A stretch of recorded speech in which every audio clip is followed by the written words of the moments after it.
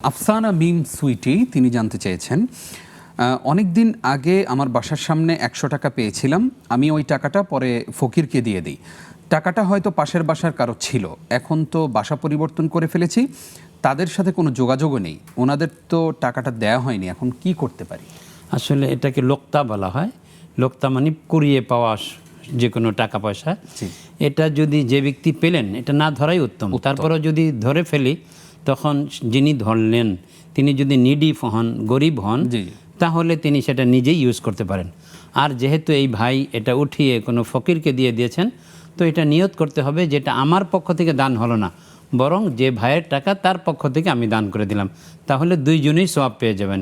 একজনে যিনি টাকা হারিয়েছেন বা যার টাকা পড়ে আছে তার পক্ষ থেকেও সওয়াব হবে, আর তার পক্ষে দান করার কারণে আমিও সওয়াবের অধিকারী হলাম।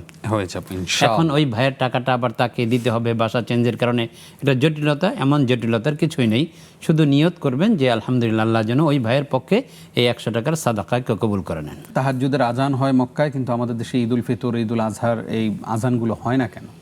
অনেক সুন্দর প্রশ্ন করেছেন ভাইয়া, জানার কৌতূহল থেকেই তার প্রশ্ন এসেছে। আসলে মক্কা শরীফে বা হারামাইনে মদিনা শরীফেও সেখানে তাহাজ্জুদের জন্য আজান নবীজি সাল্লাল্লাহু আলাইহি ওয়াসাল্লামের আমলেও হতো, এখনও হচ্ছে। এটা তাহাজ্জুদের প্রতি উদ্বুদ্ধকরণের লক্ষ্যে। কিন্তু সেখানেও সলাতু ঈদ উল ফিতর অথবা ঈদ উল আজহার ক্ষেত্রে সেখানেও আজান হয় না, কিংবা একামতও হয় না।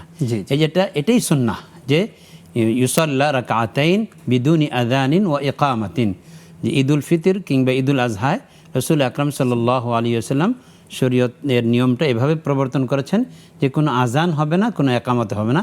এভাবেই সবাই এসে যাবে, এসে গিয়ে আল্লাহ তাআলার মহিমা ঘোষণা করার জন্য প্রথমে আল্লাহ শুকরিয়া আদান এই ৬ তাকবীরের সাথে বা আরও বেশি তাকবীরের সাথে এই ২ রাকাত নামাজ আদায় করবেন। এটা হলো আল্লাহ তাআলা যে আমাদেরকে এই আনন্দ করার জন্য ২টি দিবস দিলেন, ঈদ উল ফিতর দিলেন কিংবা ঈদ উল আজহা দিলেন। এই আনন্দের শুকরিয়া আমি প্রথমেই শুরু করলাম যে আল্লাহ আপনার নিয়ামত আমাদেরকে আনন্দ করার জন্য দিলেন, সুতরাং আপনার শুকরিয়া আদায়ের মাধ্যমে আনন্দের সূচনা হলো। আল্লাহু আকবার, দারুণ করে আপনি উত্তর দিলেন, জাযাকাল্লাহ খাইর। আসবো আপনার কাছে আবারও ইনশাআল্লাহ।